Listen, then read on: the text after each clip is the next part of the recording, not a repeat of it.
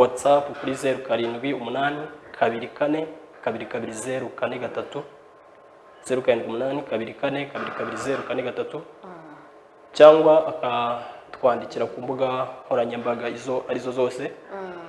By'umwihariko muri iyi minsi dufite gahunda yo gutangira yo gukomeza gutwara bitangiye kwigisha abantu music kuri YouTube. Bashobora gukora subscribe kuri channel yacu yitwa The Empowered Record TV Rwanda.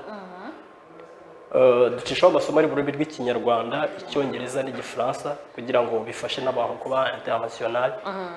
Tujya tugira ikibazo cy'uko tugira amatorero amwe n'amwe asenga mu gifaransa cyangwa icyongereza, ariko ukaba udashobora gupfa kumva indirimbo bo ubwabo banditse iri muri urwo rurimi.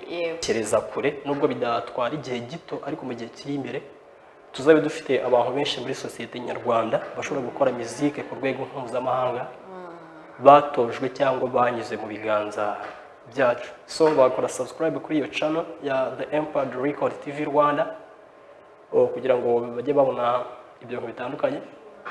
Hanyuma n'abantu bari hanze y'igihugu bashobora kutwandikira. Dufite system yo gukorana nabo, haba ku recordinga online, haba kubigisha music, donc icyo ari cyo cyose.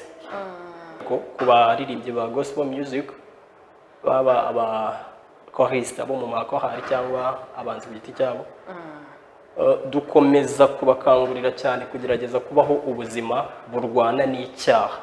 Icyaha ushobora kurwana nacyo ukakinesha, cyangwa rimwe kikakonesha ukagwa ariko ukabyuka ugakomeza, ariko bakwiriye kwirinda na rimwe bibaho mu buzima kwakira ubuzima buneshwa n'ibyaha buri gihe.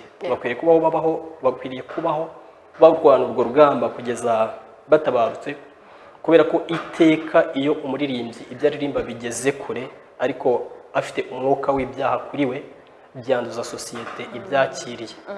Ubwo rero tumwe tugenera aba muri gospel music. Hanyuma ikindi cyanyuma nyine abantu batugane tugende tubafasha, dukorane kugira ngo tugende turema iki kintu cy'uko music yagenda itera imbere mu gihugu, ariko by'umwihariko ikaba international, tukagira abantu benshi bashobora kuririmba ku rwego mpuzamahanga, hanyuma ubutumwa bwiza bugakwira isi yose buturutse muri iki gihugu cyangwa muri aka karere kacu ka South African Community.